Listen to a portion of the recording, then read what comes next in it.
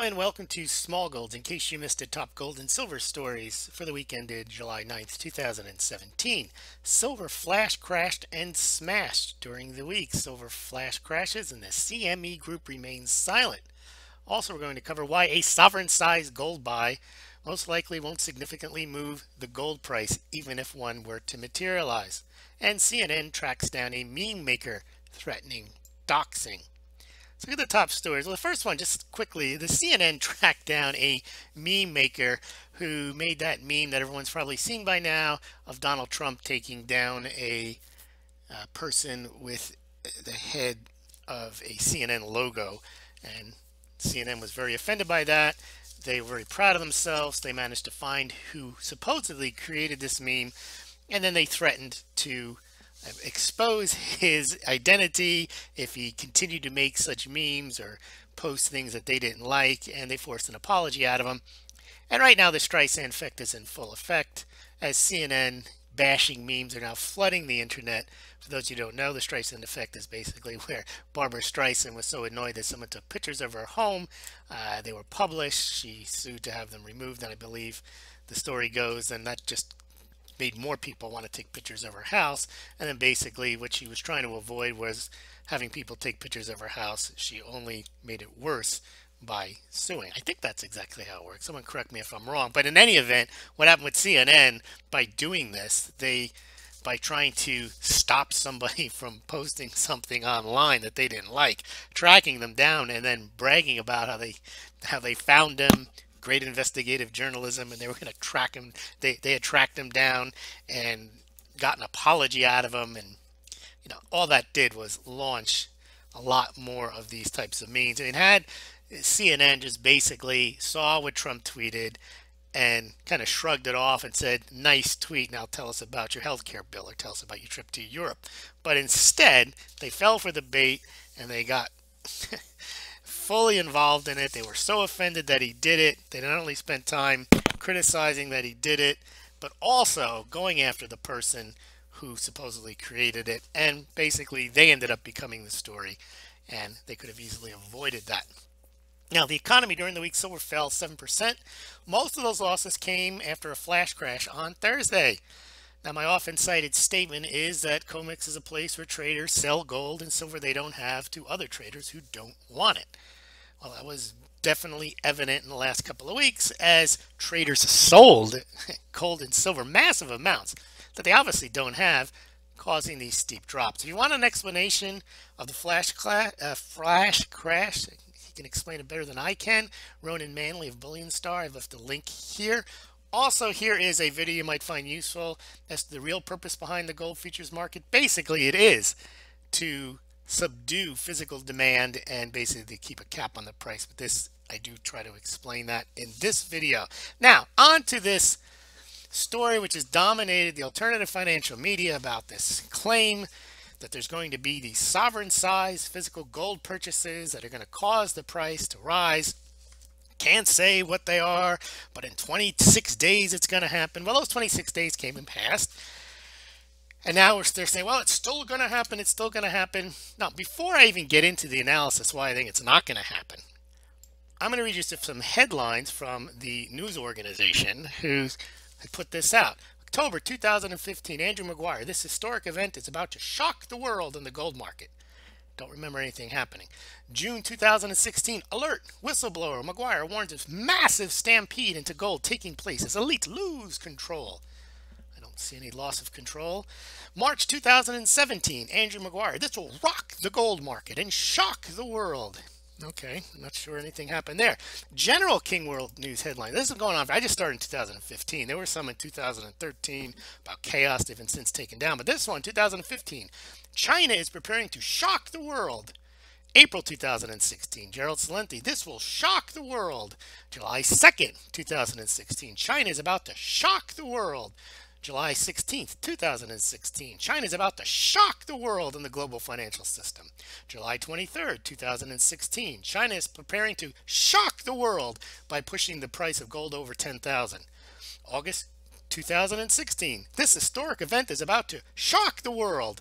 And September 2016, with chaos ready to erupt, this is about to shock the world.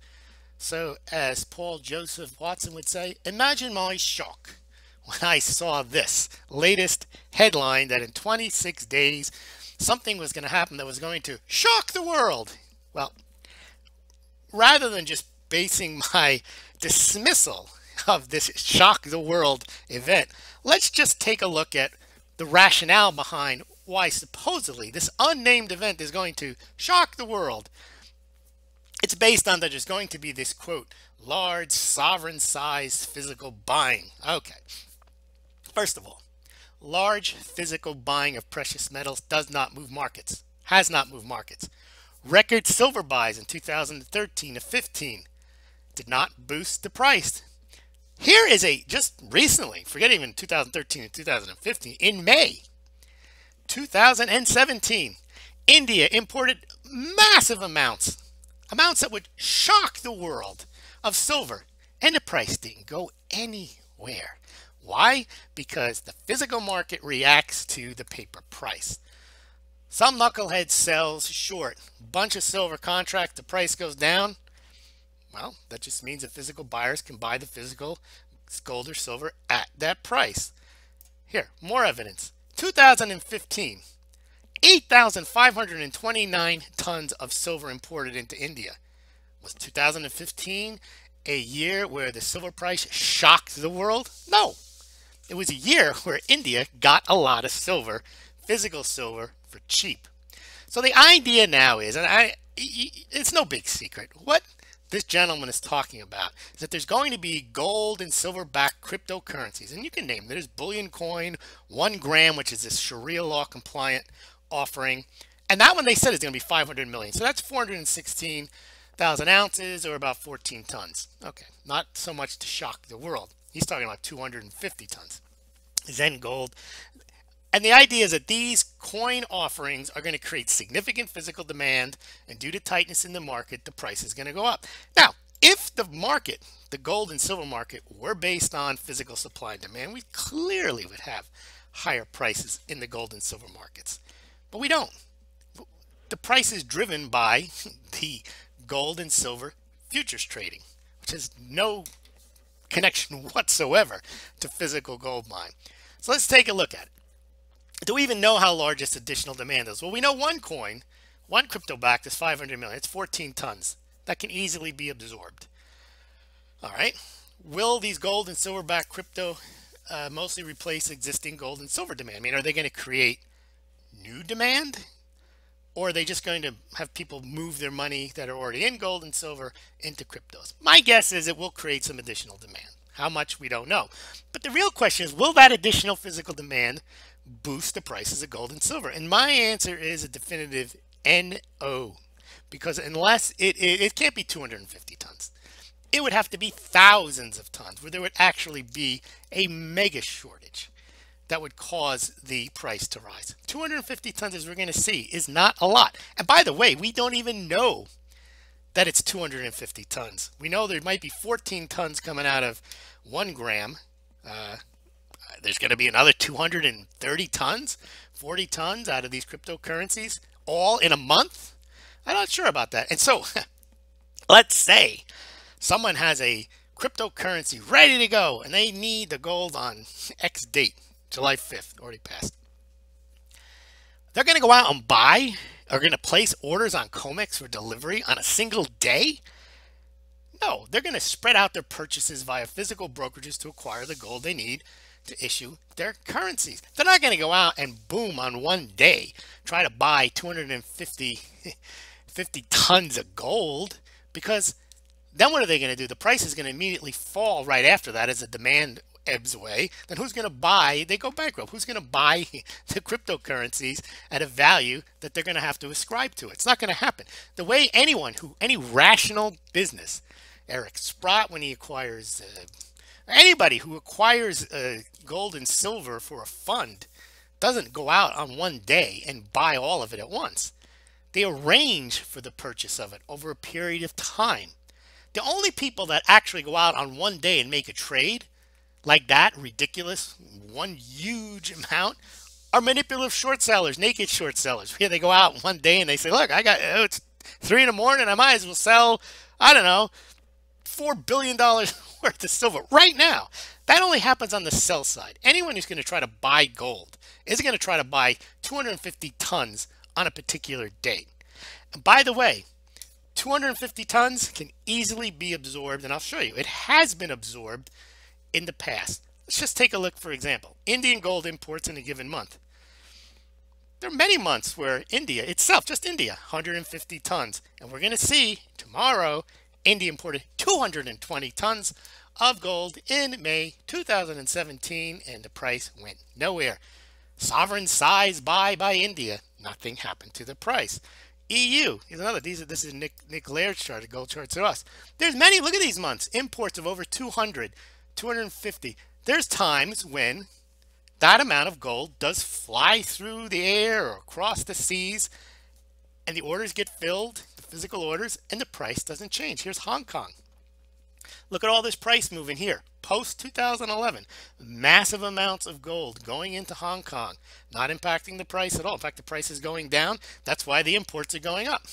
The 110, 130 tons of gold going into Hong Kong here in 2015, right in the middle, when the price is horrific.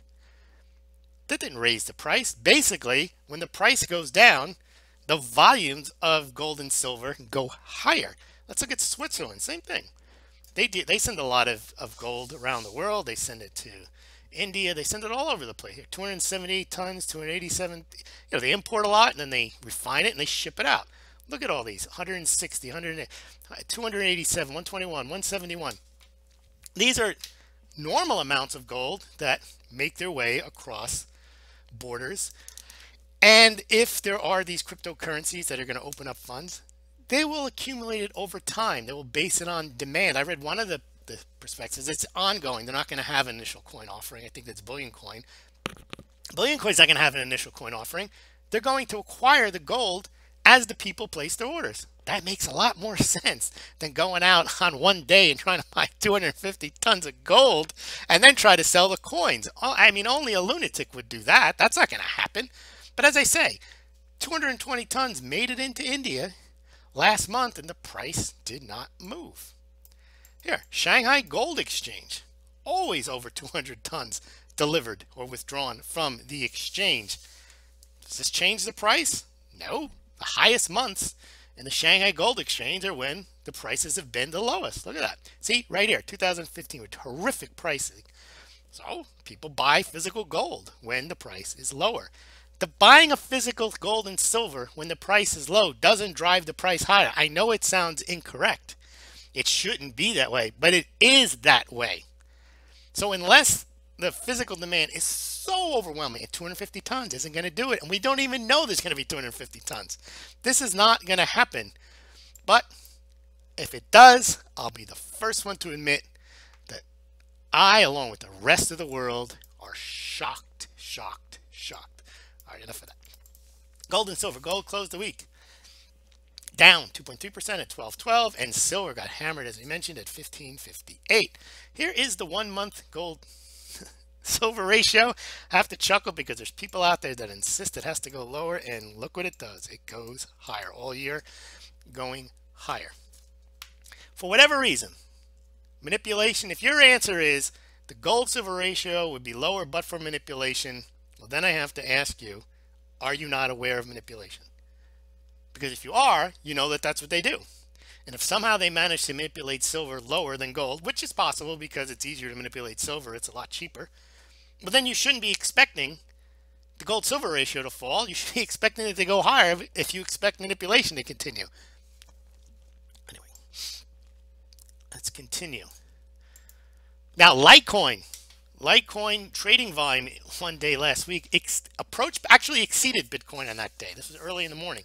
So Litecoin is catching a bid because it is the alternative to Bitcoin. It's very similar to Bitcoin. I've talked about that in the past. And then there's also the issue is whether Bitcoin will be used in commerce, and maybe they're saying Litecoin will be because it's faster and cheaper, and the people will hoard Bitcoin and they won't use Bitcoin and they'll start spending. But who knows? It's just all speculation, just worth taking a look at. Here's the flash crash. Look at that.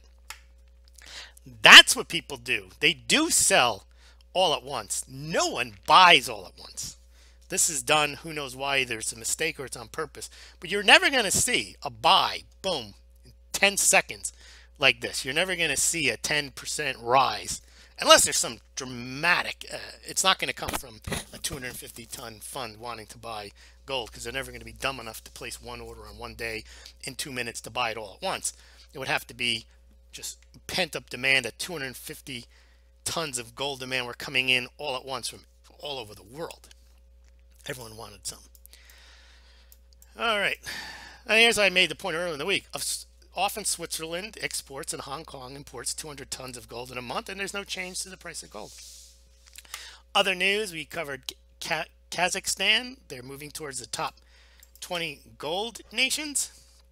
I had a little fun during the week with my own prediction of $28,426.36 gold and silver. See, these types of headlines, they're all over the internet, and people upvote them. They say, great job.